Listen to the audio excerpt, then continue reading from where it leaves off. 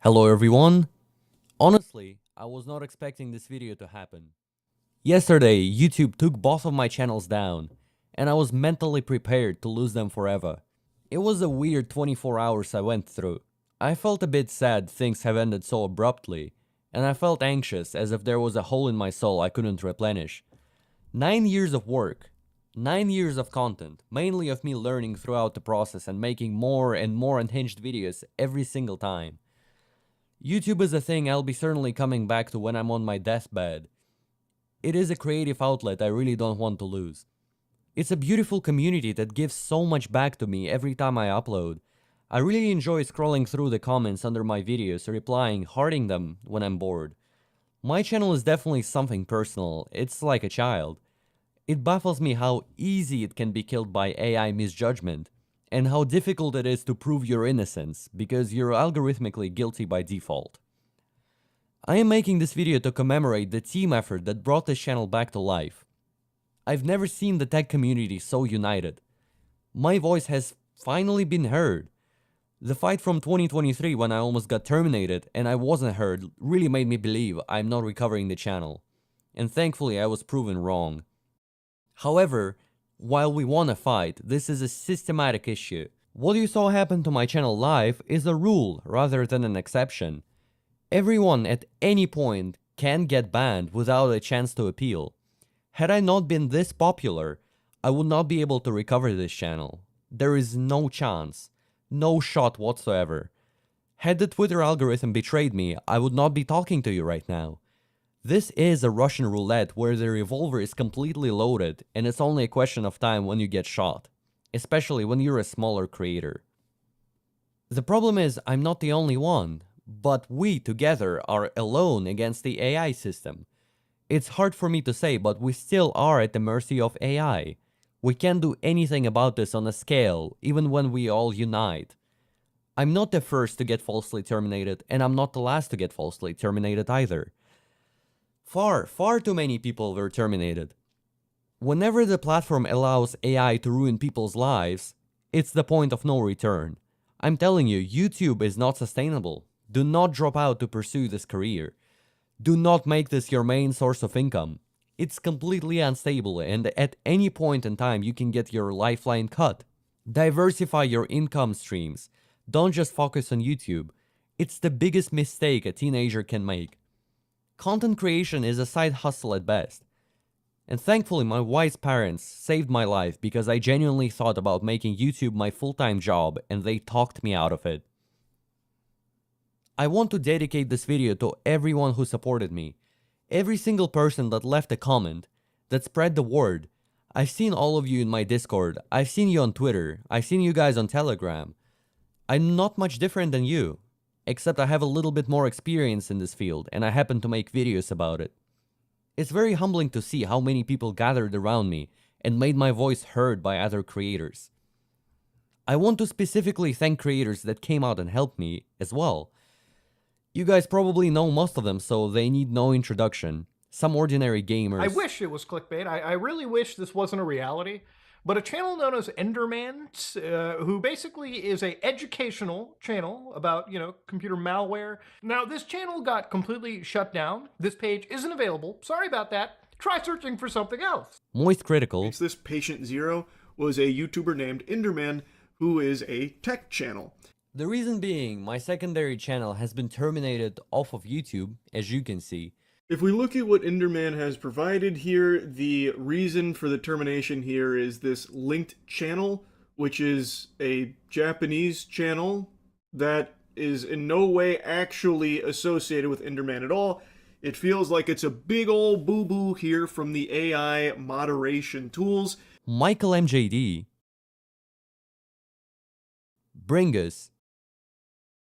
Eric Parker. Hello everybody, my name is Eric. Today we're going to be talking about the Enderman situation and YouTube's completely broken, terrible, disgraceful policy system as well. Theo Joe. Hrutke Mods. Enderman posted that this was probably the last video he was ever uploading because it was just a matter of time before YouTube took him down. Windows on Windows. CS188. And TDev. DOSDude1. There may be more creators I forgot to add to the list, but it was a true team effort spanning tens of thousands of people. It is truly amazing what we have done here. But the fight isn't over because so many people are still unjustly terminated. There are far too many people sharing my fate. This termination problem is so much bigger than it looks. And I didn't even mention video takedowns. But if we are talking about video takedowns, I still have 4 videos that were taken down wrongfully. Activating Windows with ChatGPT. I'll not repeat myself, I'll let 2023 me explain why the takedown is unjustified. May 23rd, 2023, YouTube took down one of the most fan-favorite projects that even made it into mainstream media for the first time in my life, called Activating Windows with ChatGPT. Yes, if you've ever wondered why that video no longer exists on YouTube, YouTube took it down.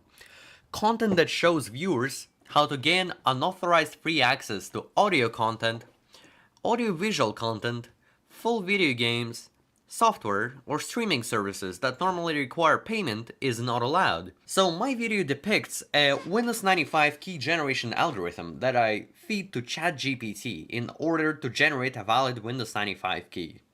Let's start with the fact that Windows 95 is abandonware. It's 28 years old, and Microsoft doesn't give a single shit. They discontinued that operating system 22 years ago. Since then, the Windows 95 key algorithm is public knowledge, and there are a bunch of videos on YouTube that even show reversal of the Windows 95 licensing manager in order to extract the algorithm. Activating Windows 11 with ChatGPT. That video is also still taken down, and I still have a warning on my channel, despite this video having 2 disclaimers, one at the beginning of the video and another in the description. The reason why it's wrongfully taken down is because all the keys ChatGPT generates are public and available on the Microsoft website. These are generic keys and they don't actually activate your system. You use them to upgrade between editions. For all the smooth brains out there that argued, actually you deserve this takedown because you're promoting piracy, shut the fuck up. You haven't even watched the video, have you? I've seen a couple brain dead takes like that both on Twitter and YouTube. And besides, activating Windows 11 with ChatGPT was taken down once, and it was reinstated after an appeal. So what's stopping YouTube from reinstating the video one more time?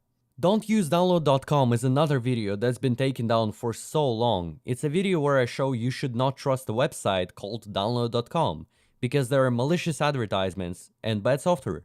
How is that harmful and dangerous, you might ask? I have no idea. How much malware can you get from link shorteners is the final video I want back on this channel. It's been taken down long ago for, guess what? Harmful and dangerous policy, of course, my favorite.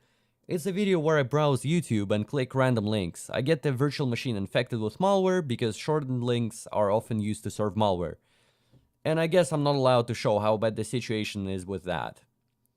Even after my channel was reinstated, I contacted Team YouTube on Twitter in DMs and they responded to me. We heard back from the policy specialists who reviewed the 4 videos, and they confirmed they will remain down. We know this is frustrating news, but the reason is that these videos include instructions on how to bypass payment for content or services, which isn't permitted on YouTube. Thank you so much for understanding, and here for you if anything else comes up.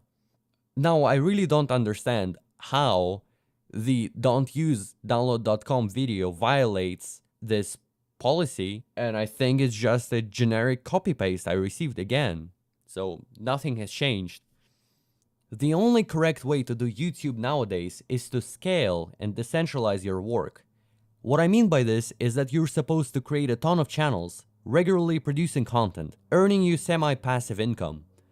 It all comes down to money. The most efficient way to do YouTube is to own a network of channels that uploads the same thing over and over and over again. You can see this trend with Minecraft YouTubers. The idea is to optimize videos, make their cost lower and lower, using AI tools and whatnot, up to the point you can manage 5 channels simultaneously. The keywords are also important to target so your channel comes up first in search and beats everyone else. All of it is optimized slop. Not everyone can do it. Granted, it's hard work, but it's more of a question of respect to your craft. It boils down to the following question: do you want safe passive income, or do you want to enjoy your hobby? And enjoying the hobby YouTube taketh away. Owning the channel is not enough in 2025.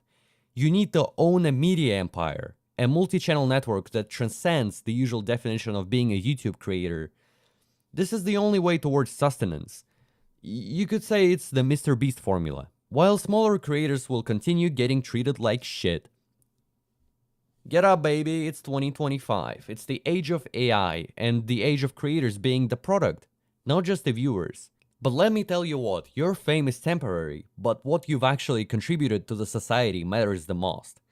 Thank you for watching. I really hope this atrocity doesn't happen again. We need people unbanned, and we need humans like us to review our videos. Take care.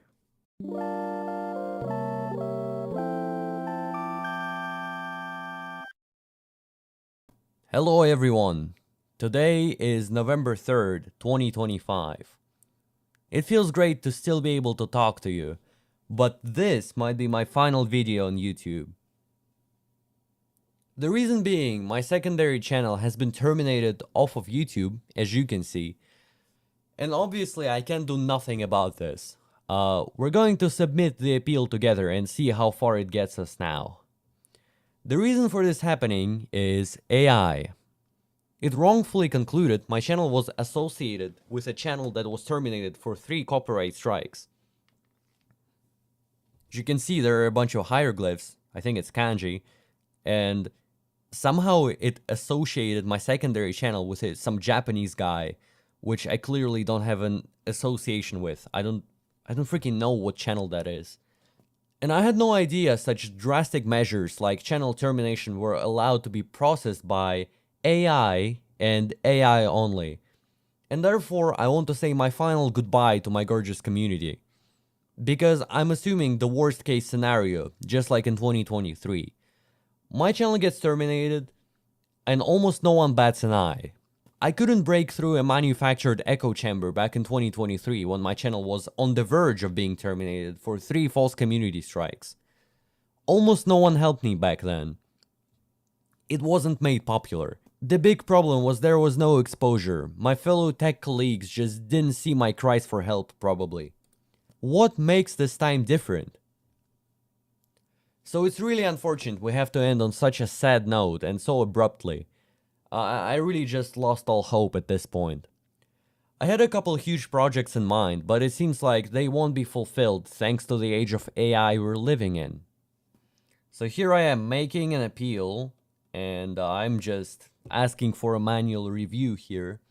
I don't have much time left until this channel gets terminated as well. And so, I ask you for one last time, please share this video, please make this seen. I have been bullied relentlessly by YouTube AI for 4 consecutive years. I could not get any help from YouTube itself. Well, why would I even expect them to help me? I could barely get any help from the tech creators, and it reached the climax now when my channels are just being terminated out of the blue.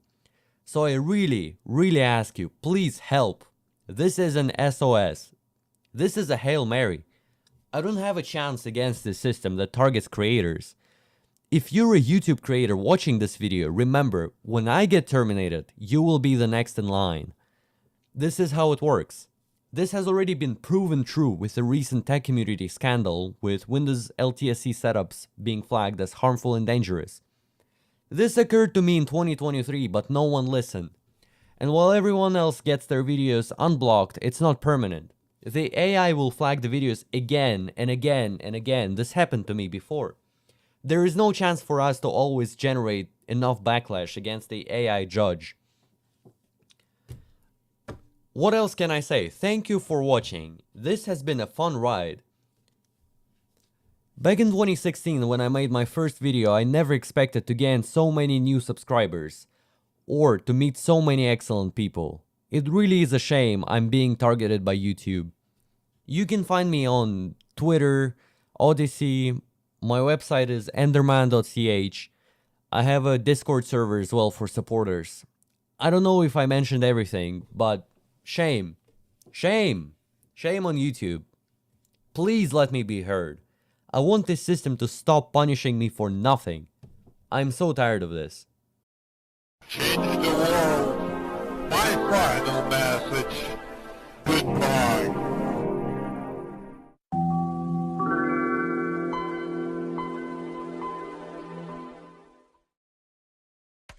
Here I go. Talk to him. Talk to him. Talk to him. Talk to him. Talk to him.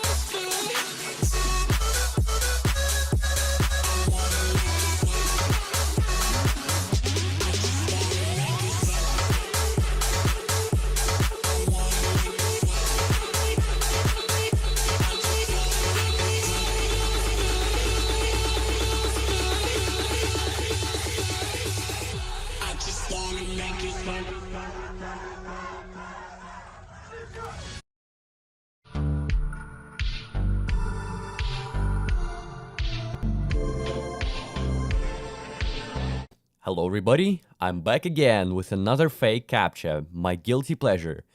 But to be fair, most web malware nowadays is just click fix, which means it's working super well and we must shine some extra light on it to stop fake CAPTCHAs from infecting people. Commonly how this works is you get redirected from some natural looking honeypot website, let's say HollywoodQuarterly.com is a recent example of a click fix redirect, which commonly appears on top of the search list whenever you search for something in Google, let's say. And as you can see, Then you're being baited into clicking the CAPTCHA because the browser requires you to interact with the page to enable certain functions like, let's say, full screen mode, pop-ups, or auto media play, and so forth. Once you click on it, all sorts of things may happen, but the system won't be infected by now. It's just not possible. So you're gonna be fine if you click. The next payload, however, is what infects you. It asks you to open a run box and execute shellcode it pasted into your clipboard. It makes itself feel trustworthy because it has access to your clipboard, but any browser page has access to your clipboard once you click. So once you paste this and run it, you're going to get infected, and there is no other option. Regardless of the executable it provides, like MSHTA, you might recognize it from Windows XP or something, do not trust it. There are exploits that allow you to turn trusted Windows applications into executing malware. And in this case, they even obfuscate the IP address so it looks kind of weird, and they use hexadecimal here. There's nothing weird about that for Windows. And well, you might say, Enderman, this is such an obvious type of scam. Whoever gets infected deserves to get infected. Well, to you and everyone else with 15 hours of screen time daily, it is obvious. But you have to recognize there are plenty of people who are tech illiterate, but they excel in their field of study. Like, man, for example, an excellent surgeon might fall into this because he spends 12 hours per day saving people. He doesn't care, nor does he have time to care about how Windows works. He uses it as a web browser for research purposes. The only thing he knows is google.com and maybe, I don't know, argziv.org. My point being, there is no reason to be condescending to people who fall victim to a fake CAPTCHA like this. Even if it's obvious to you, it might not be obvious to them, which is why I'm documenting this so thoroughly. So my suggestion is, whenever a page forces you into full screen mode, just like that, remember, press the F11 key to exit it. This is super important because the full screen mode conceals the domain name. And that domain name is going to be absurd. And that's how you know you're being set up for a malware infection. Immediately close that page and move on with your day. Never fall victim to such a scam, and take care.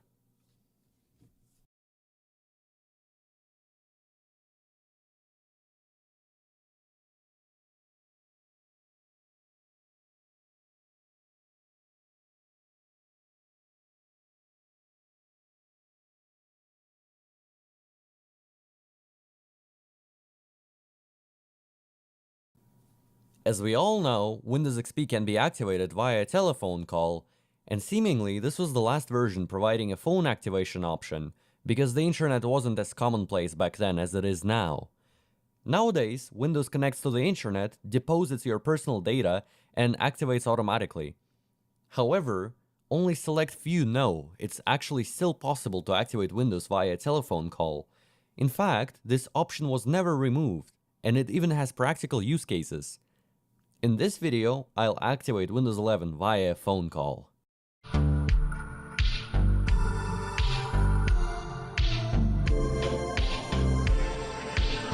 The Windows 11 activation mechanism actually isn't this much different to the activation mechanism found in Windows Vista, and Windows Vista's mechanism has Windows XP heritage.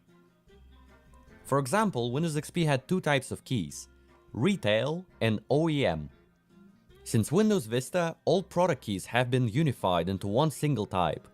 And speaking in Windows XP terms, they were a mix of Retail and OEM, but mostly Retail.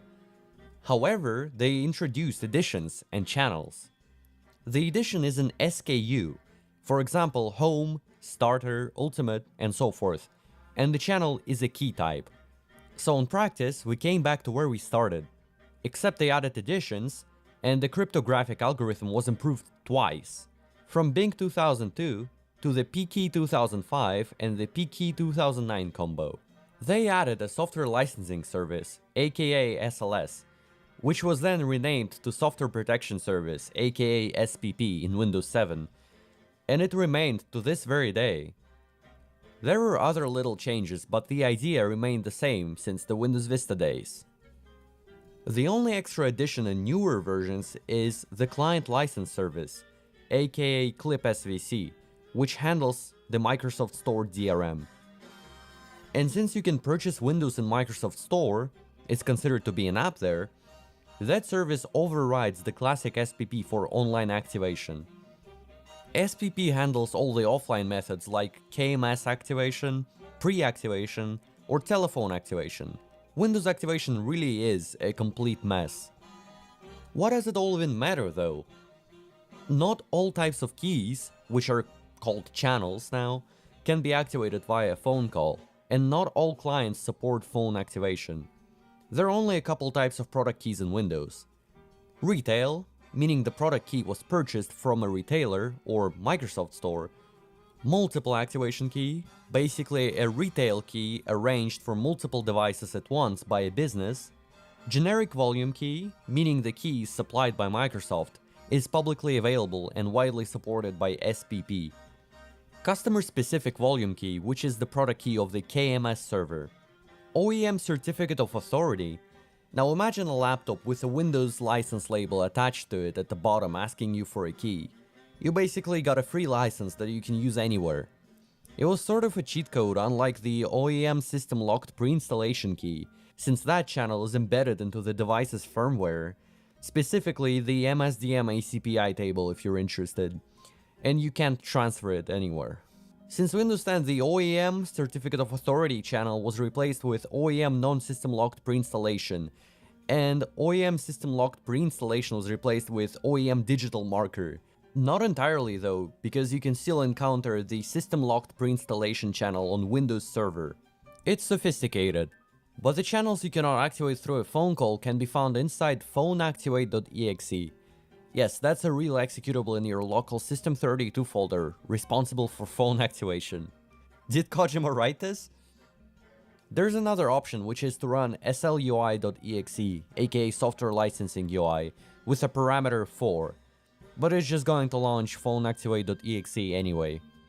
These are the channels you cannot activate via phone call.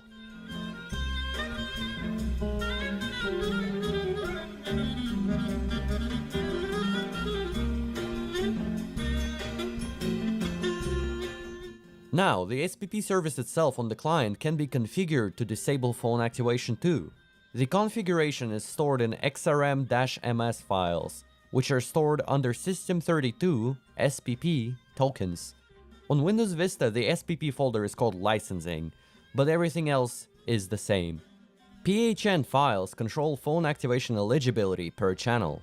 But why is that feature so hidden nowadays?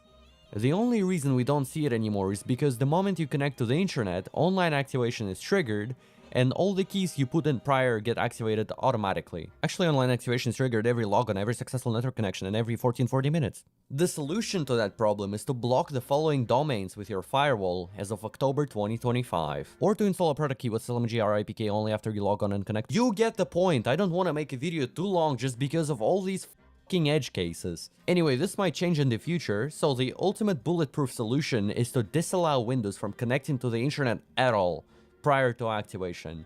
And obviously, don't use a pre-activated version for this purpose, but this should go without saying. All in all, to enable phone activation for sure, you should first acquire a valid key with a channel that can be activated via phone call. Second, input the key during setup at the beginning. Third, either disable the target's network card or use a network-wide firewall to block the domains I provided. And finally, install the system regularly. You'd need to set bypass NRO within Windows Registry, since the script is gone now. Damn you, Microsoft! If you manage to satisfy these requirements, you should be eligible for phone activation. So without further ado, let me show you how this is done in 2025. And since you guys know I live in Russia and I'm a perfectionist, I'll pay extra to call the US hotline specifically for your viewing pleasure. I'll be using a tablet for this video since the phone is occupied and recording right now. The reasonable question I'm expecting is, Enderman, why even bother with phone activation? And there is a practical use case. Every key except generics has a limited amount of uses strictly specified on the Microsoft backend. Whenever a key is used for activation, the amount is incremented and saved on the backend server. And if you use up the key, let's say, 10 times, the activation server will reject it, and the online activation will fail. However, phone activation has a higher threshold of uses. Assume it's 15. So every valid key that gets rejected by the backend server could be redeemed with a phone call an extra couple times. There's a limit though as to how many redemption shots you get. It's also quite unclear as to how many there are, but let's say on average you get 5 to 10 online shots and 5 redemption shots per key. After these are exhausted, the key is banned for good. So if you've got a spare key that gets rejected by Microsoft, you can give this a whirl.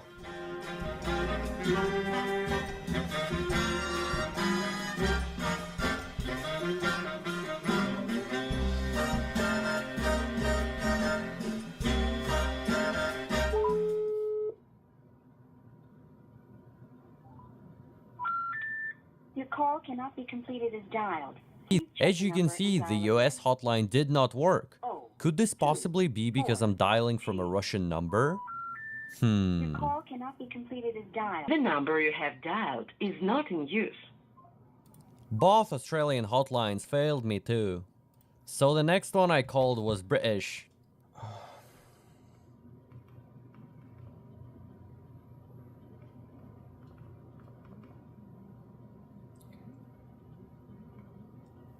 Promising.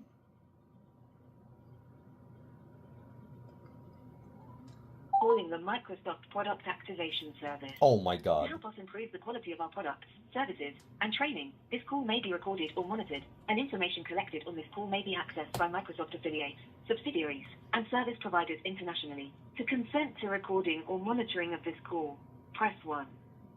To continue without recording, not detect a valid response there. Please Oh, is try it again. actually two? To consent to record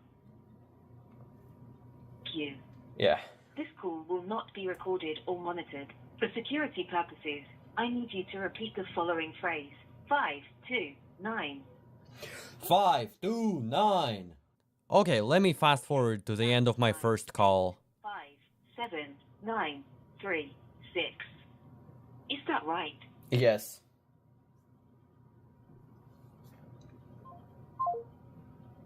Oops.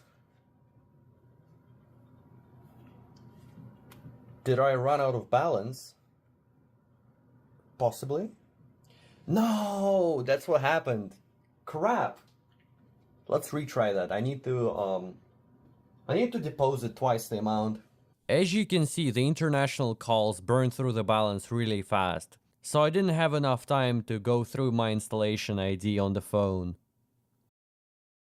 Okay, so I deposited a bunch of money and I think we're good to go now. Oh, let's get this over with.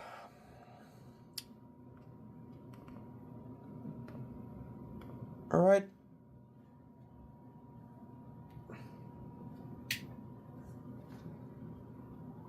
For calling the Microsoft Product Activation Service. 154. 154. You. For the fastest and most convenient way to activate your product, I can direct you to our online activation experience, which will guide you through the activation steps in just a few clicks. If you are calling to activate Office for Mac, or if you do not have access to an internet-connected device, please stay on the line. Otherwise, would you like me to provide the web address to our online activation experience? No.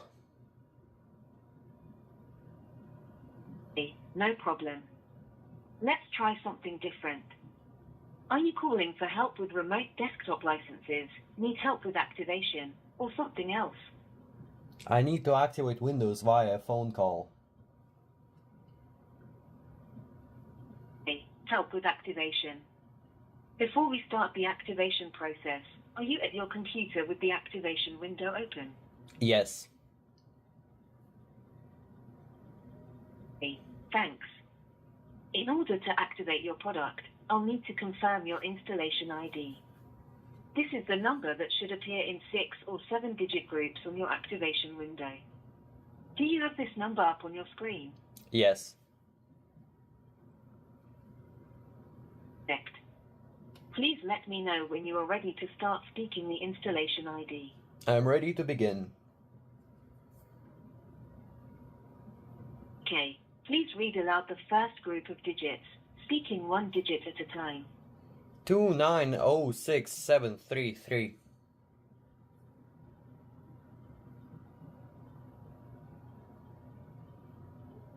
Okay, that was 2906733. Did I get that right? Yes. Okay, please read the next group of digits. 7186742.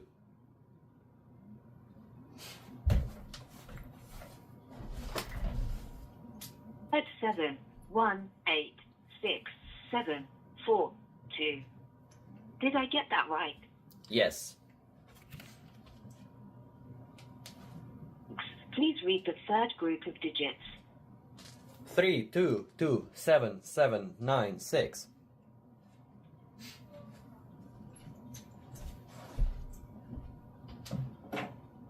That's 32279796. Is that correct? Yes. Okay, please read the next group of digits. 811631.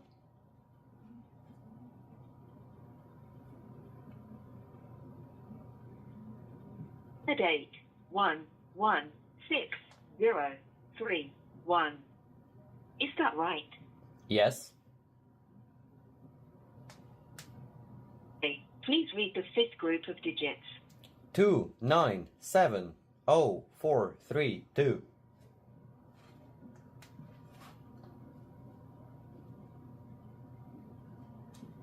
Leave you said 2970432. Is that correct? Yes. Please read the next group of digits. 8068933.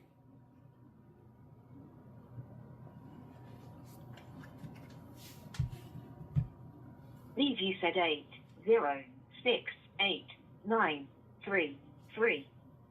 Is that correct? Yes. Please read the next group of digits. The original idea behind the system was probably to connect the cheeky customers with a Microsoft representative, where they would have to explain why they wanted to abuse the same key 10 plus times. But as far as I know, this was never implemented and you always got a bot regardless. I guess consumer piracy isn't worth fighting. Windows is basically free now, and the activation is an added challenge. Microsoft don't care. Is that correct? Yes. Please read the eighth group of digits. 0323724.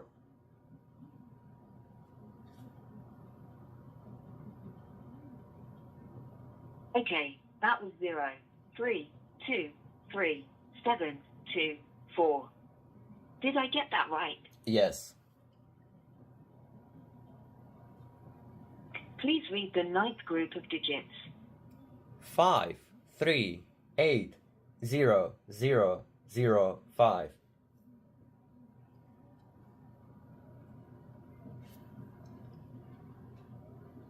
Okay, that was 5380005.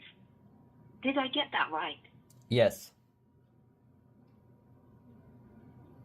Okay, great. One moment while I validate your installation ID. Installation ID was successfully validated. To complete your activation, I will now read you your confirmation ID. I will read you your confirmation ID in 6-digit segments, which you will need to enter into the empty blocks on your activation window. Please let me know when you are ready for me to start speaking your confirmation ID. I am ready to start.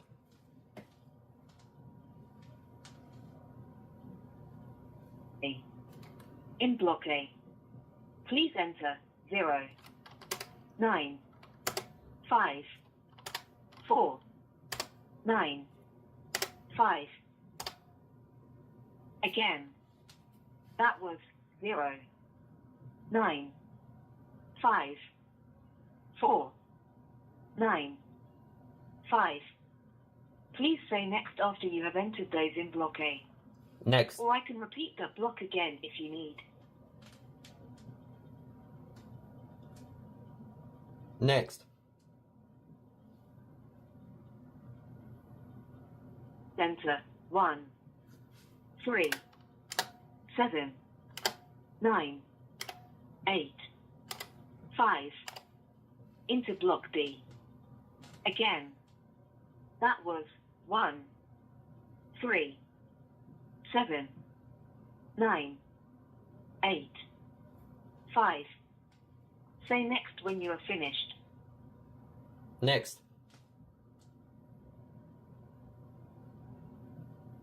Enter 8, 6, 8, 5, 8, 4. Into block C. Again, that was 8, 6, 8, 5, 8, 4. Say next when you are finished. Next. Enter 0, 0, 8, 9, 3, 1. Into block D. Again, that was 0, 0, 8, 9, 3, 1. Say next when you are finished. Next.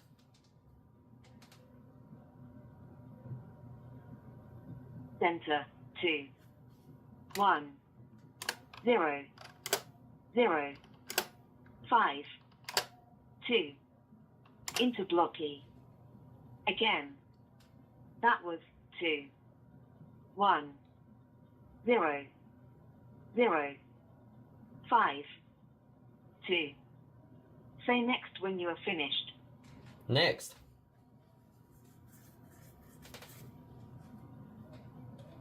Enter 3, 5, 7, 3, 1, 6. Into block F. Again, that was 3, 5, 7, 3, 1, 6. Say next when you are finished. Next.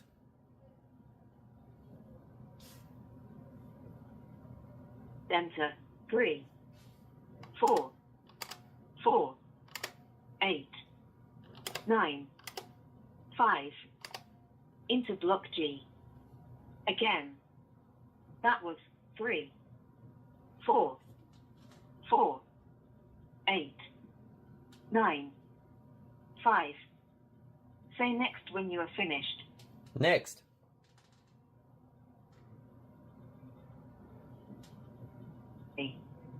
This is the last block. Please enter 3, 0, 6, 3, 9, 3. Into block H.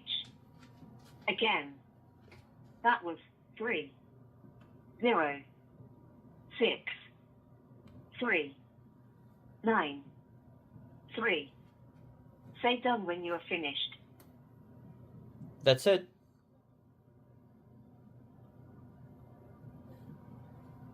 Previous block was 3, 0, 6, 3, 9, 3. And that needs to be entered into block H in your activation window. Please say next or press 1 when you are ready to continue. Okay, that's the entire confirmation ID.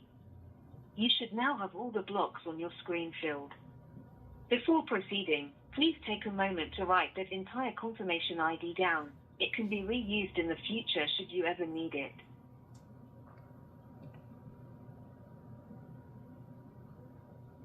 Next, when you are ready, click on the Activate button.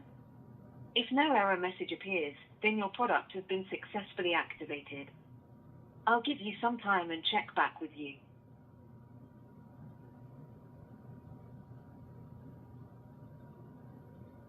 It's activated.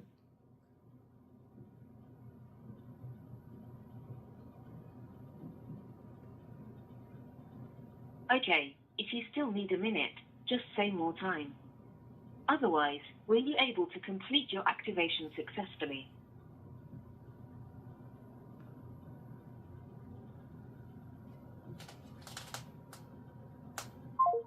I think that's it.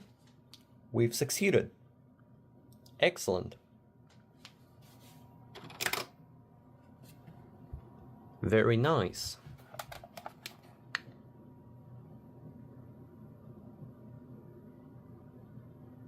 So this is it. I hope you learned something new from this video. Huge thanks to Wither or Not for giving me multiple lectures on how modern Windows activation works, and a big shout out to Mass for systematizing all the information we have about Windows activation and coming up with new stuff. Thank you for watching, and take care.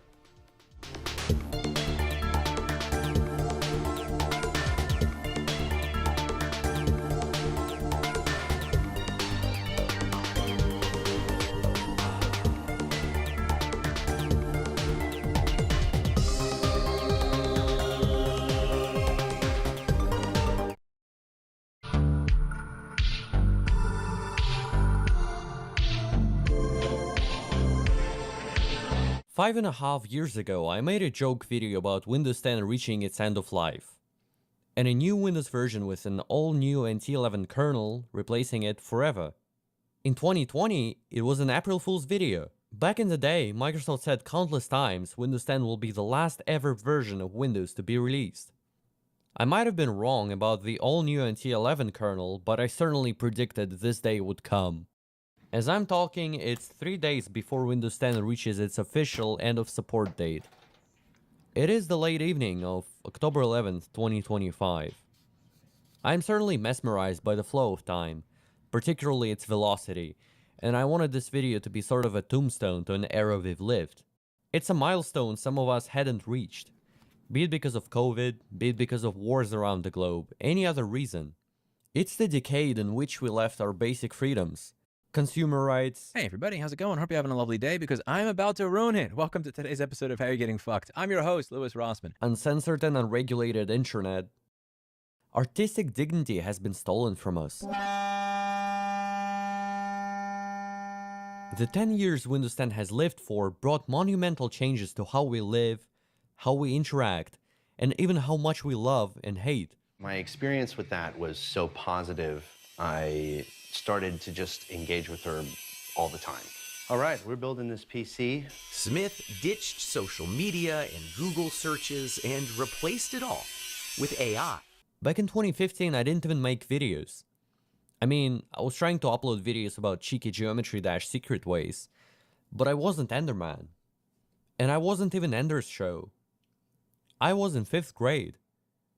My great-grandma was still alive, and I was clueless about my future. Windows XP reached its end of life in 2014, just a year ago back then. Think about how much has changed during the Windows 10's lifetime, and how much we have primarily lost. They're like daylight. I can close my curtains and it's gonna be amazing. Windows 10 defined an era for me, much like Windows 7 did, except I don't have much to say about older times. I just don't have enough experiences from back then. The device I primarily associate Windows 10 with is the Acer Predator, the infamous beast I got in December of 2018. Since then, it has been replaced twice, which I want to talk about in a separate video. You might have noticed a new laptop made its way into my videos. Well, that's the guy I use now, MSI Vector. I got it last year now, oh my god. But it's the laptop I'll be associating with Windows 11, despite it being a natural successor to Windows 10. By that point, Windows 11 has become usable, thanks to Startleback, and the 4 entire years Windows 11 has been in post-release development. Do you feel old yet? And so, say hello again to Acer Predator, which I will be using for my everyday tasks until Windows 10 dies. I actually forgot how much I loved this design choice, and how I actually never used neither the trackpad nor the keyboard on the laptop because I used it as a desktop with external everything. Back then I was a fan of blue switches until I tried buckling springs. I never looked back. So I have two options here. Either a period correct blue switch keyboard that I actually used with the Predator, or the IBM Model M, which I did use a little bit with the Predator at the very end, just a couple months before I finally got a desktop. It's also around time when Predator started malfunctioning a little bit. I kept using it regardless, but it started showing I needed a replacement. If a fan replacement isn't that big of a deal, a broken RAM slot is pretty rough. The memory bank lid. I'm not that skilled to fix that myself, and that's probably because of poor soldering quality. The contacts must have cracked after so many years of use. Keyboard exception not handled. Both of these keyboards are authentic, so to speak, but I think I'll choose the older keyboard, because I believe it'll make me appreciate the springs even more. As for an external display, I think I'll pass on that. I just don't have the space on my desk anymore. Alright, the build is complete. And so, the first objective is to install Windows 10.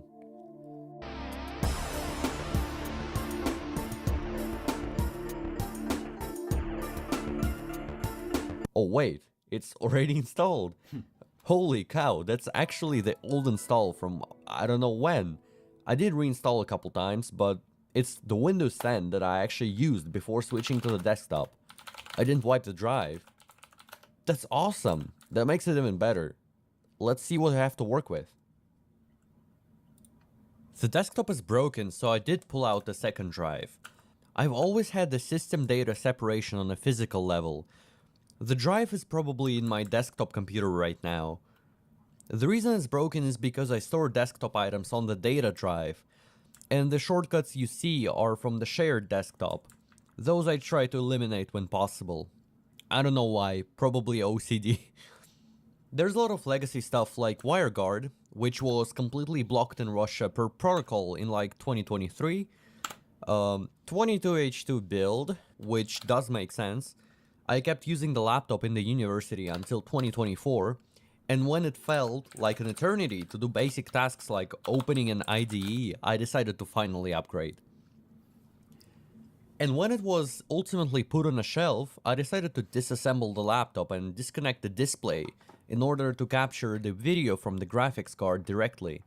I intended to use it for experiments like Windows 365 on a real UEFI laptop with a goal to unbrick it. Unfortunately, that did not work and I just lost time. It's super interesting though how old laptops automatically redirect all the graphics output to the internal graphics card HDMI port whenever the display is disconnected. But not this one. It's really lame because that means I can't capture anything physically on this laptop, so all the footage I'll have to record on the laptop locally to then send it to my NAS and only then use it. So far it's the only outlier in my collection that doesn't work with capture cards. This is a shame, because I wanted to feature it in my videos. And the assembly of this laptop is really treacherous. It's as if they are trying to keep you out as much as possible. What could have been a simple unplug turned into an hour-long display disassembly, all because there is no connector and all the wires are soldered directly to the motherboard, and the only way to disconnect the display is to take it out completely. It's just so obnoxious, I hate it. And in the end, it doesn't even work. The most basic feature of an integrated graphics card, why would anyone need it, right? And it's not documented either, so I went into this blind. There's no other option. So this is what I'm trying to convey. The further we go, the worse for the consumer the technology gets.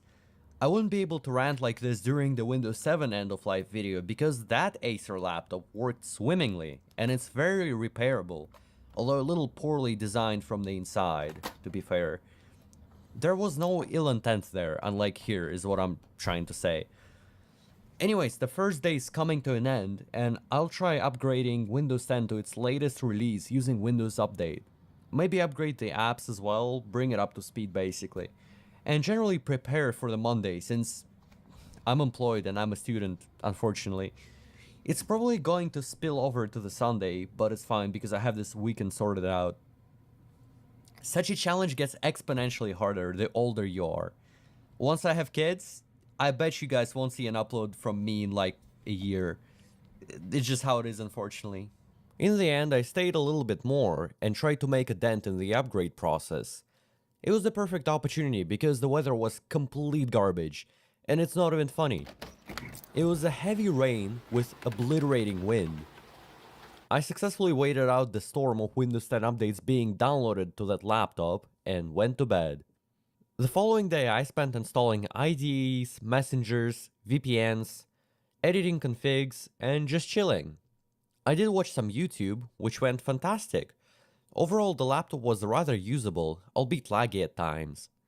The performance decrease compared to my new laptop was noticeable, but it was just on the edge of being a deal breaker. Unplugged, however, it was totally unusable, which contradicts the idea of a laptop, but I never really used it as a laptop anyway, so that's a pass from me. Going in, I assumed the battery would be dead. I did have to replace the battery once in 2022 because it puffed up and died. An actual hazard 4 years into the laptop's lifespan. And while the replacement battery actually did lose in capacity, it wasn't as significant as I would have thought. It went from 20-ish% to 0 in a minute, but otherwise an entire hour of light work could be yielded from one full charge. For reference, the old battery, when the laptop was brand new, lasted an hour and a half at best. Which I did subscribe to, considering my use case, so it's perfectly fair. As the day had passed, I got pretty much prepared for anything the work week would possibly throw at me. And so I called it a day, stayed up super late because the weather just kept deteriorating. From a heavy rain into a sparse wintry mix and even more annoying cold wind. I just couldn't sleep at a normal time. Multiply this by the fact I had to wake up at 7 that day. So I woke up, immediately locked in, knowing this would be one of the worst days I'll have in 2025, navigated through the source map.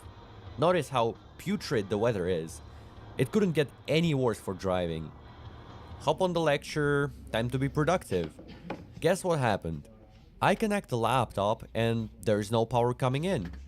My first thought is that the power outlet is bad, because we all know they're not particularly looked after. Try another one, still no luck. Another one, nothing. Ask my friend to plug in his laptop, it magically works. Well, there you go.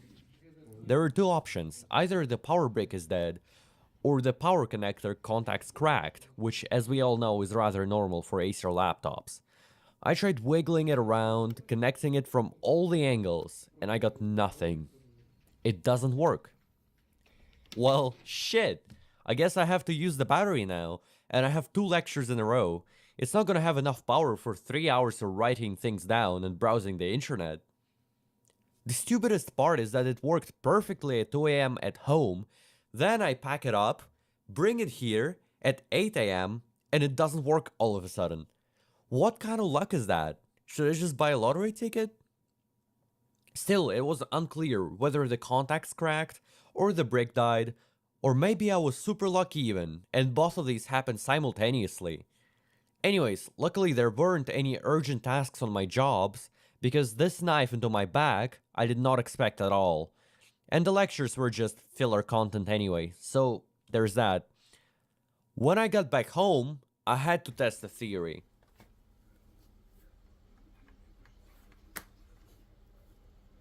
Thankfully, I had a universal charger for most laptops, even though it's capped at 60 watts, and Predator consumes 180.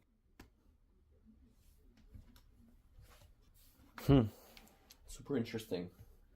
It was just enough to check whether I would upload this video, aka it was a power brick, which I could potentially acquire somewhere in the city in a couple of hours, or I would go down with a ship, aka it was a charging port that completely unsoldered itself.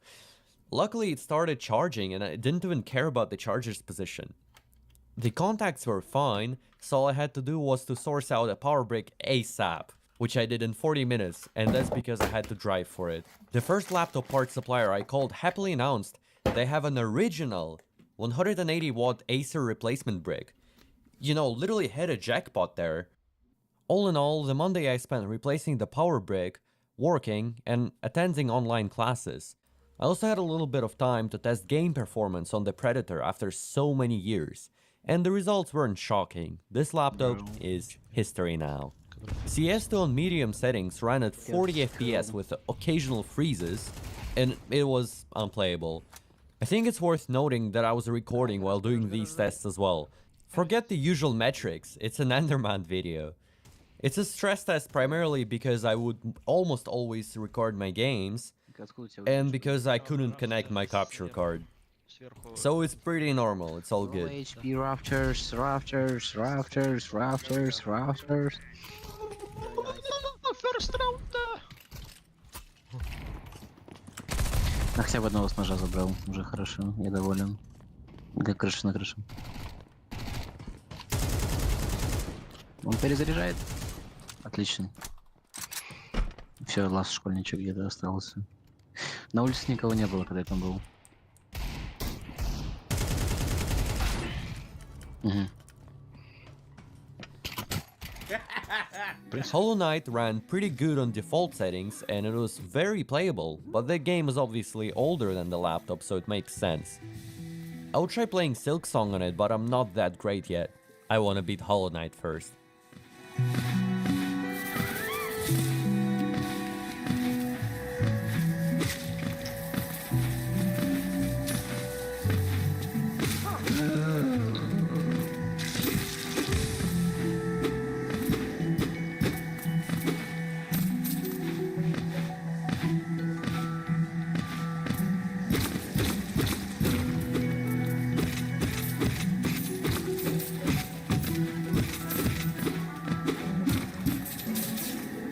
Clover Pit ran at 40 FPS. Now the question is, how does that run so horrid? I highly doubt it's a hardware issue, it's probably just super unoptimized. But it took me by surprise.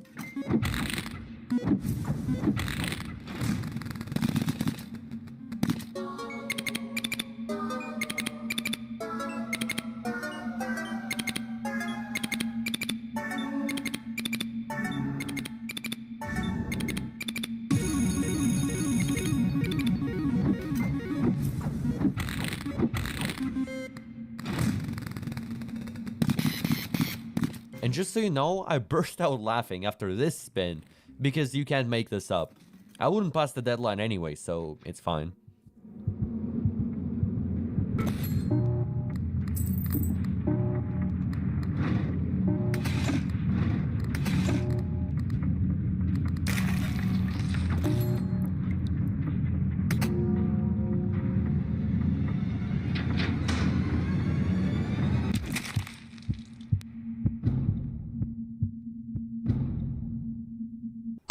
And Geometry Dash, oh gorgeous. No question, it just works great, managing to run at full 144 FPS. And what you hear in the background is the mic of the Acer Predator. I don't remember it being that bad, but goddamn it sucks. Cover your ears. I think I always used an external mic with it. Nonetheless, I believe it's authentic you listen to how trash it sounds.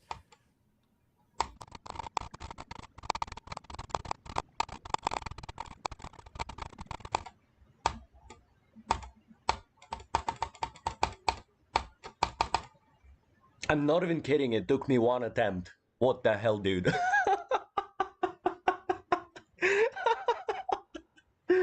Dude, I have not played this game in so long. Why is this so easy? Good morning. Windows 10 has died. Today is October 14th. And I have this guy here.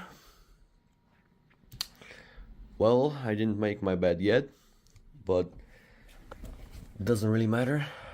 Just see if anything has changed at all. The weather cleared up, by the way. Was it the Windows 10 agony that was causing all the rain? Any notification? As you can see, October 14th, 2025. It's the end of life, end of support for Windows 10. OpenVPN Connect. Okay, that's not what I expected. At least a notification. Is there going to be anything at all? I remember seeing the Windows 10 end-of-life notification online, but I'm not sure if I'm gonna spawn it here. Maybe it requires Windows Update to download things to run. Anyways, we'll see. Back to the video. Well, as I'm speaking, it is October 14th, and Windows 10 has indeed died. But there's nothing abrupt that happened. I didn't even receive a notification, but I'm assuming it's going to roll out gradually within the next few days. Windows Update is quiet as well, and that's pretty much it. Windows 11 has finally taken over. What's special about Windows 10's end of life is just how much more usable the system in question is at this point compared to Windows 7. Windows 7 was 10 years old when it reached its end of life, but so is Windows 10 right now. Windows 11 was released 6 years after Windows 10, and so was Windows 10. It was released roughly 6 years after Windows 7. And despite all these similarities, Windows 10 remains significantly more usable compared to Windows 7 back in 2020. I can't wrap my head around why that is, but maybe the hardware has improved exponentially while the timescale is linear. Honestly, I don't know what to attribute this effect to, but all I know is that Windows 10 is dead officially, while you can still get updates for so long. And in one of the next videos I'll show you how to use Windows 10 up until 2035 or something. There are ways to enjoy that system just a little bit longer. It's gonna live until the developers start dropping support for it, which I hope isn't happening anytime soon. Thank you so much for watching, and take care.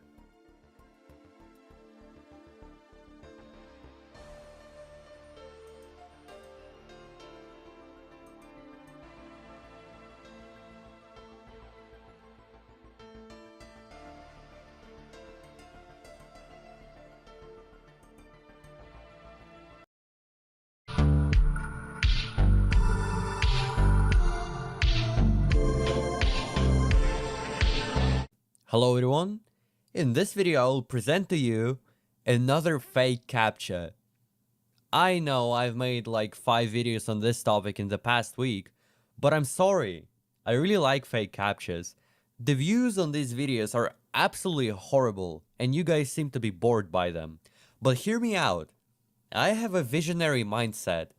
Fake CAPTCHAs will cease to exist very soon.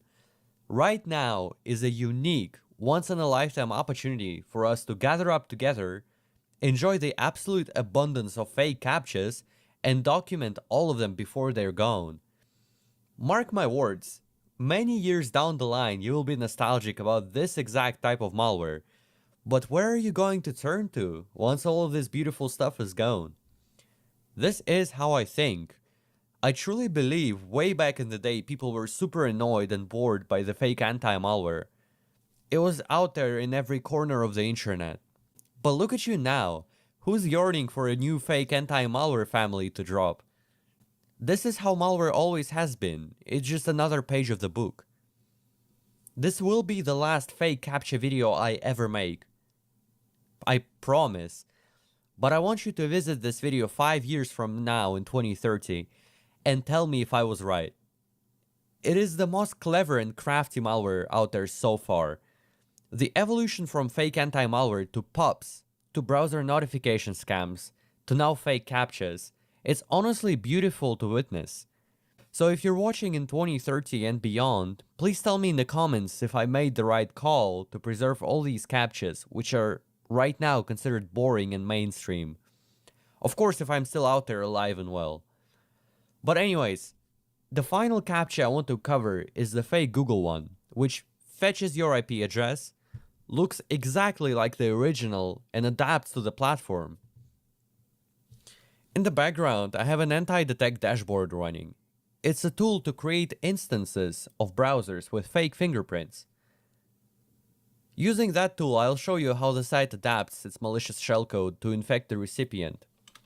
So I'm gonna create Windows, Linux, and macOS browsers. So let's go ahead and start real quick. So you can select the OS, and you can completely modify your browser fingerprint and how it detects your hardware.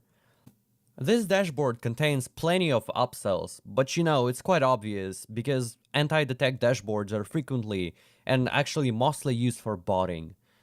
So here is our Windows 11 browser. You can change everything so the websites don't detect us, but that's pretty much enough for the fake CAPTCHA. These tools are usually used for circumventing Facebook detection or Google detection, all that kind of stuff. So we get Linux, select Linux, create profile, and we get a warning because you can't really emulate an operating system because there are too many variables they have to account for. So we create that anyway. We have a Linux browser right here. And finally, let's create a macOS browser. There's macOS. All right. Beautiful. We have 3 browsers and we can start them concurrently. Let's go ahead and do that. There we go. So look at that. It's basically Google Chrome, except it's running on different platforms. It's emulating different platforms.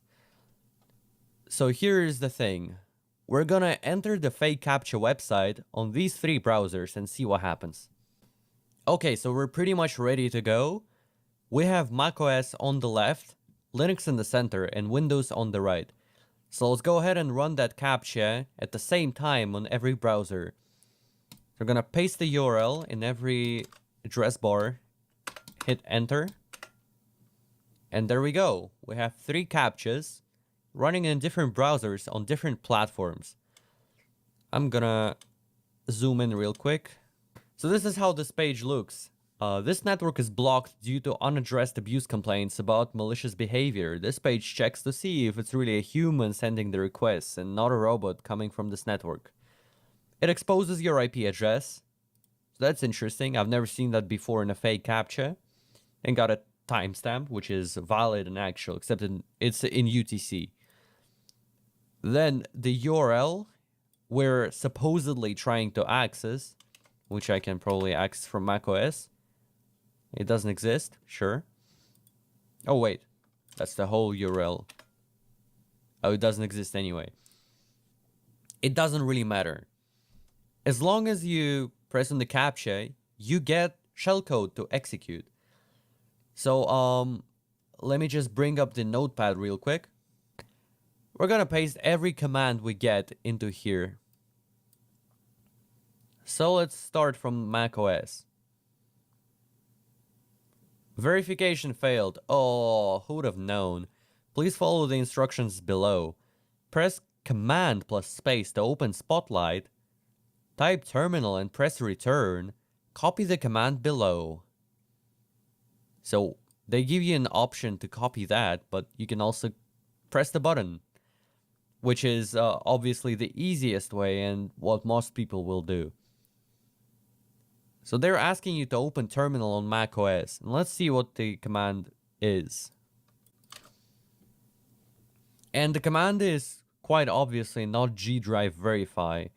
It's actually a base64 command. They're echoing into your terminal and piping into bash. So let's decode that.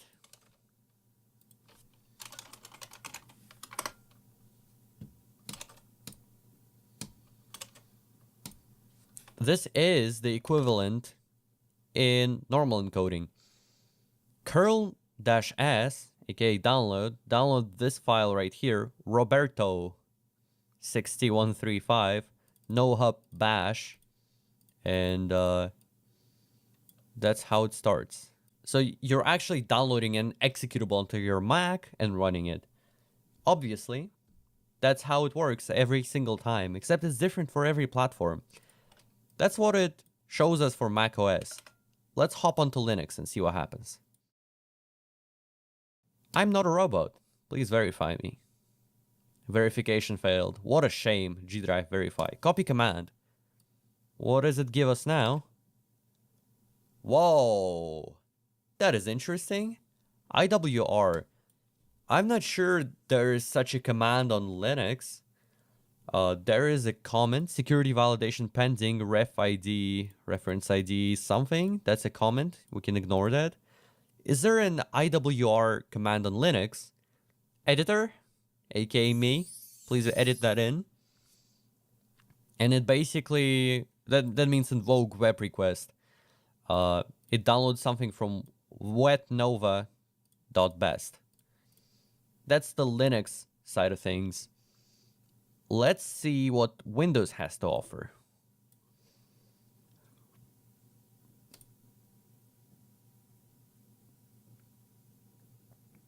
Press the Windows key plus X. That is new. So Windows plus X gives you a little power menu right here on the bottom left. And press I to open terminal. And that is true. You can see the I being underlined. That means if we press I, it's opening the terminal. Press Ctrl V and press enter to verify, which we're not going to do. Let's see what the command is. That is the command for Windows. So the idea is basically the same. They give us a little comment at the end so we don't feel suspicious. And then we get invoke web request, wetnova.best, collapse.png, and then pipes it to IEX, which is important for PowerShell, because if you invoke the web request, it's not enough. You have to execute that as well. So that's what the IEX command does. It executes the stuff you download. Wetnova.best, collapse.png. Obviously, that's an executable file. So let's see what wetnova.best has to offer. We're gonna run wetnova.best on the Linux browser. Wetnova.best. Now, object not found. It's probably been removed already. Unless we can try that with curl. So we're gonna open this in Notepad++ now. Yeah, this is an empty file. Cool. So that's unfortunate. We don't get to see what it has to offer. But let's see what collapse.png has in store for us. We're gonna run this on the Windows browser. It doesn't really matter, but we're trying to stay authentic. Collapse.png. And yeah, that's a damaged file. Why is it damaged? Because it's actually not a PNG file. It's an executable file. It's a PowerShell script. If we download this PNG file and rename it to TXT, we can actually see what it does. So let's do that real quick. This is the collapse.png inside. It's an obfuscated script with a couple functions. It seems to be juicy. It seems to be really juicy inside. I can't really read that so far, but I can see... Is this a ransomware? AES managed cipher mode cryptography. What? How much you want to bet it's a ransomware? It's definitely hard to tell what's going on here because everything is so obfuscated, but I can see the imports. The imports actually have to be readable. Show window, get console window. What's up with cryptography though? Base 64 string. Oh, you can translate the strings at least. That also means nothing. This must be executable code. I think they just obfuscated it and they're then concatenating everything together. I have a feeling. Yeah, it's what they're decoding here is basically a binary file that it's then compiling into an exe. Well, not really compiling, but you know what I mean. It's concatenating that string and then adding everything together to make an executable file.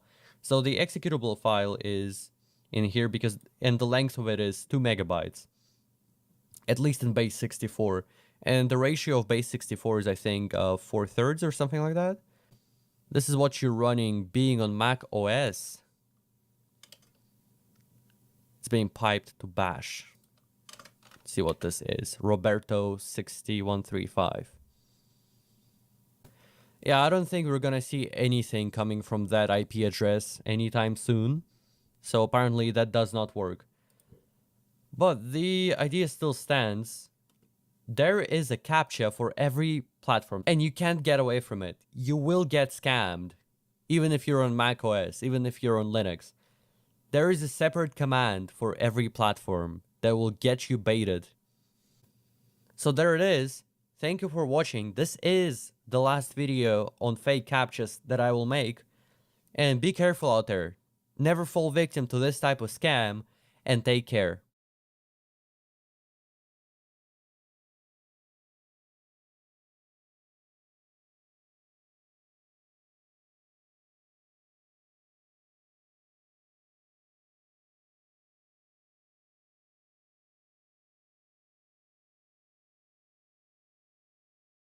Are you unsatisfied with your public IP address at home? Do you have an existential crisis because the biggest corporations own the coolest subnets? Beware, you might not even realize that your IP address and your subnet actually slaps! This is the video that'll turn your life around and give your horrible public IP the second chance it deserves. Hell yeah! Oh yeah! Let me tell you, the IP address you saw on the thumbnail is 1,000,000,001. The IP address above it is 10,000,000,001, and the IP below it is 100,000,001. What exactly do I mean by this? The IP address is actually an integer, and to be more precise, it's a 32-bit integer, which means there are only approximately 4 billion IP addresses in total. This is why we have network address translation and local subnets, because there are clearly more than 4 billion devices on planet Earth, and we need to identify them online somehow.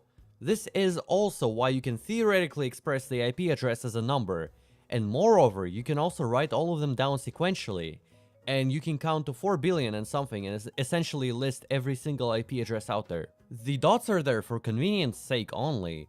They separate so-called octets, or bytes, basically dividing a 32-bit number into 4 equal 8-bit parts. The largest 8-bit number is 2 to the power of 8, or 256. That's how many 8-bit numbers there are.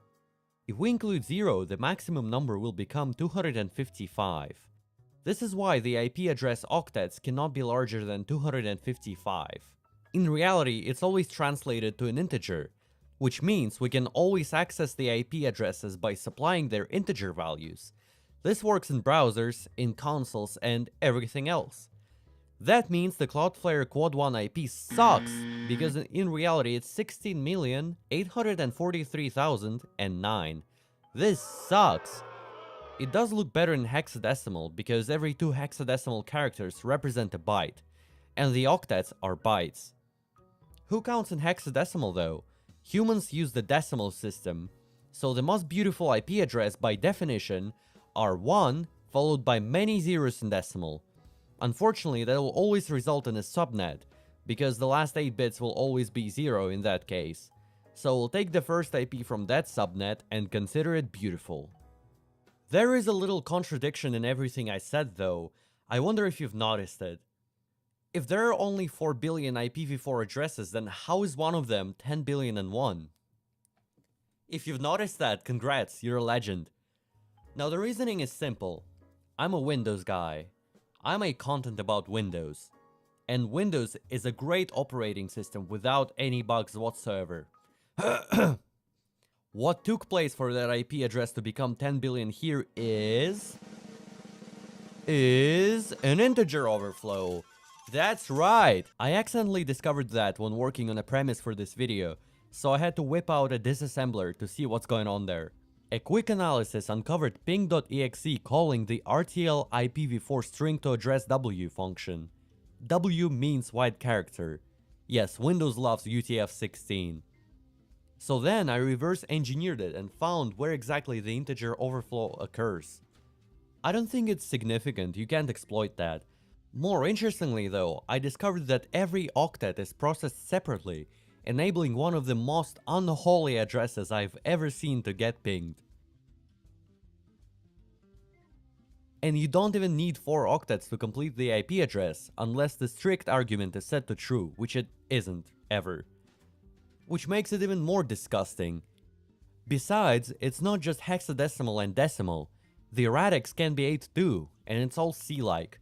Basically, if you want to use the octal system, just prepend a 0 before the number. Oh my god, who the hell cares? I don't know. I just spent time reversing ping from Windows. Anyways, theoretically, with an integer overflow, every subnet IP is beautiful, but I still have no clue when it works and when it doesn't. And to be fair, I don't really care to dig deeper. There are only two truly beautiful IPs, 100 million and 1 billion.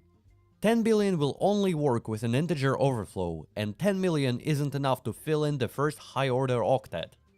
Honorable mentions? Every digit from 1 to 9, that is a valid IP address, but I can't ping it. Probably has ICMP turned off. Another one, which I can ping, is every digit from 0 to 9. If you own that IP address or a subnet, well, congrats I guess. Time to sell it for $20 billion. Forget remembering the octets, there might be an even better representation of your IP address. Who needs DNS when we can just raw dog decimal IPs? I think that's awesome. That's what we should celebrate instead of corpo quad octets. And with that, thanks for watching. Take care.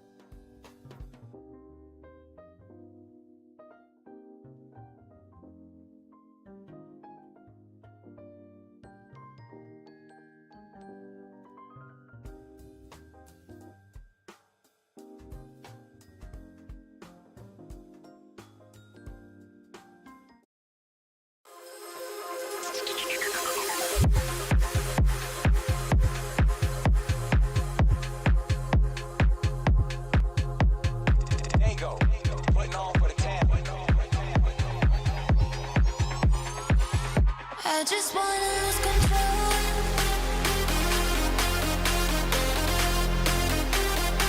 I wanna lose control.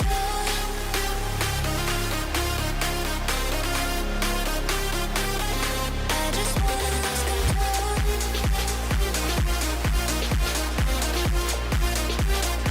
I wanna lose control.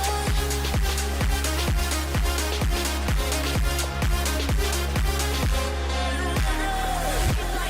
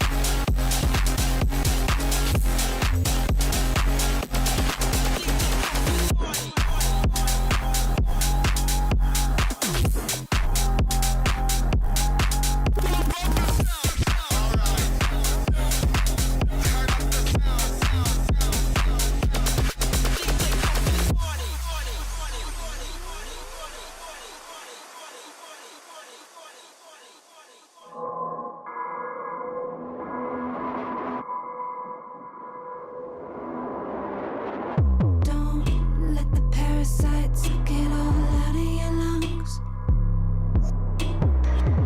Don't let the parasympathetic go silently out.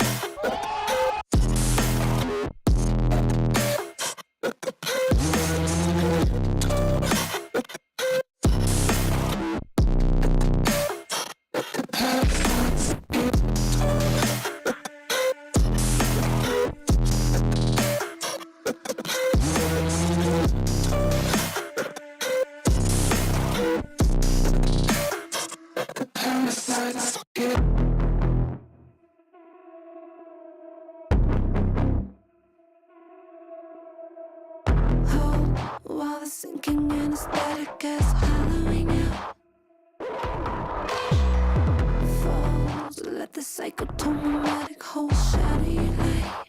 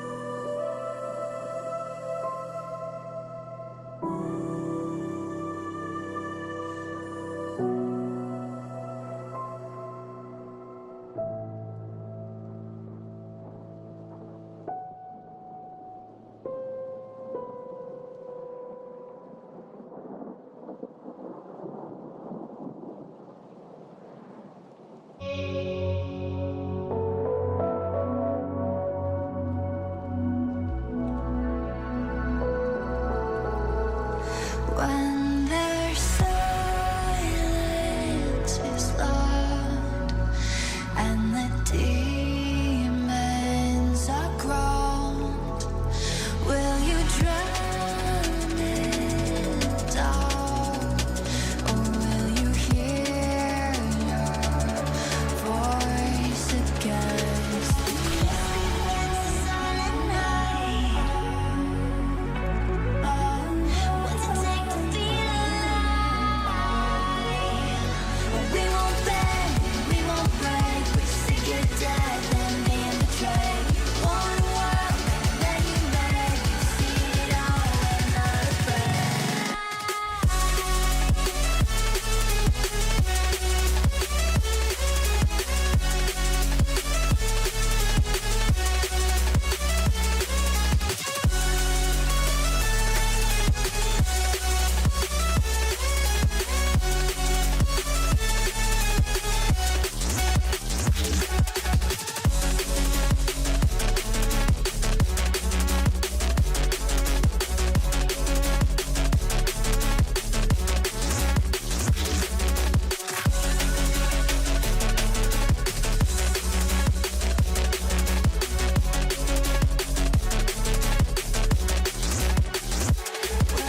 Dust falls down and you're left in fallout. Will you let fear surround you, or will you burn their throne to the silent night? What's it take to feel alive? We won't bend, we won't break. We're sick of death and being betrayed. One world that you made, see it all, we're not afraid.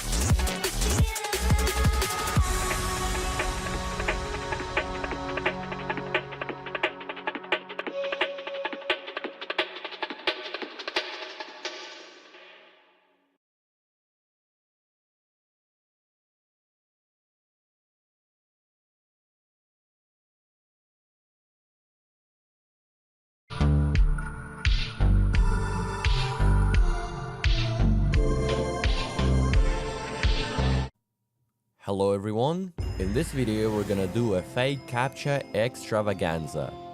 So in the last couple videos I have been proven time and time again that fake CAPTCHAs are really common nowadays, and I'm just really bad at finding them. So here is a list a subscriber of mine, MC Edge, compiled for me, and every domain is a fake CAPTCHA. So we're gonna enter every site in this list and execute every command it asks us to execute. That's the challenge. The objective is to, I don't know, infect the computer with malware. So let's go. Let's go ahead and run the first one. If you watched the previous video, you might remember this domain. This is a fake YouTube CAPTCHA. So let's go ahead and run that. First, we get a real CAPTCHA at the beginning. And then, once it actually verifies we're a human, we get a fake CAPTCHA. Isn't that lovely? I'm surprised it's still not been flagged as a malicious website. So before you continue to YouTube, tick this checkbox and we get the verification steps. So I'm gonna create another document where I'm gonna save every command it asks us to execute. I think this is gonna be it's gonna be super nice. It's gonna be like a, you know, MapReduce kind of thing. Yeah, there we go. Beautiful. Look at this command. It's not suspicious at all. Like, start process MSHTA. It doesn't look suspicious in the run box at all. I don't know what you're talking about. We're gonna run this. Wow. I think it's own. I think these domains are owned by the same person. What? Damn. Oh, so yeah, we get the same prompt. And I almost forgot to mention that these websites are categorized by the website they're trying to mimic. So the first category is YouTube scams. So you get before you continue to YouTube screen with oh yeah, you get the same command. So that's another domain that's not been flagged and it's serving malware live right now. So that's great. ReplyYouTube.com. Interesting. That's the most plausible looking domain so far. You also get a Cloudflare CAPTCHA. Imagine it's just gonna be the same thing over and over again. Yeah. It looks like we get the same thing over and over, but it doesn't matter. Yeah, dude. Holy moly. YouTube apprv.com. And yep, that's the same command from these 5 sites. These 5 domains serve this exact same website. And this website is malicious and none of these domains are flagged. And one of the domains is called youtubesite.com. And one of them is YouTube apprv and replyyoutube.com. So this makes me believe part of this malware is being distributed through email so that they can phish the hell out of people using that domain, replyyoutube.com. But anyways, that's the first command we have extracted. And this just goes out to show how common the fake CAPTCHAs are. And they're being distributed in masses. And the domains being bought in bulk. Which also in turn means that people fall for this. And you guys should stop falling for that. That's you know, that's kind of the newest trick in the book, but it's still kind of, you know, not plausible. Booking.groupcextranet.com. I think it's owned by the same person. I can't even lie. Yeah, this all looks the same. Very fine. I'm just gonna insert every booking website. Yeah, it's all protected by Cloudflare for a moment. I'm just saying, it's all protected by Cloudflare. Every domain like this should get an abuse report. rsvrvcaptcha.com 504. Cool. So we get a fake booking.com website with the same kind of looking CAPTCHA and the same genuine looking scroll on the back.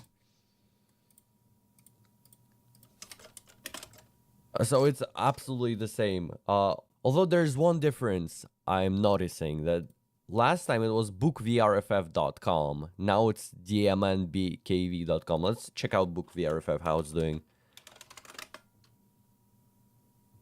I think it got blasted.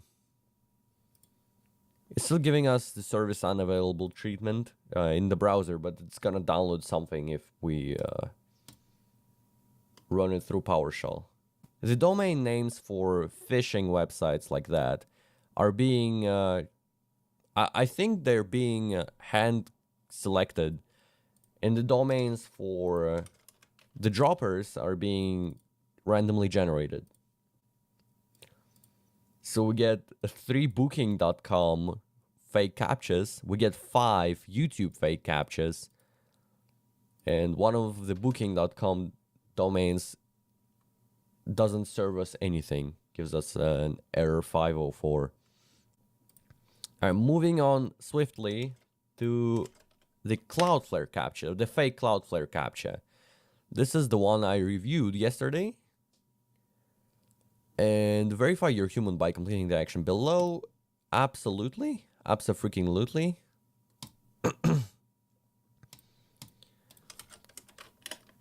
Here's the command. That's a different command I reviewed in the last video on my channel. It's an obfuscated string that's downloading the file and then running it. So that's great. All right, that's a new string we've got finally. Zin, check you, Cloud. 404 not found. So this captcha is dead. Okay. Decept financial. I think it's trying to say financial. Will it load is the question. This site has been reported as unsafe. Lovely. That's what we're looking for.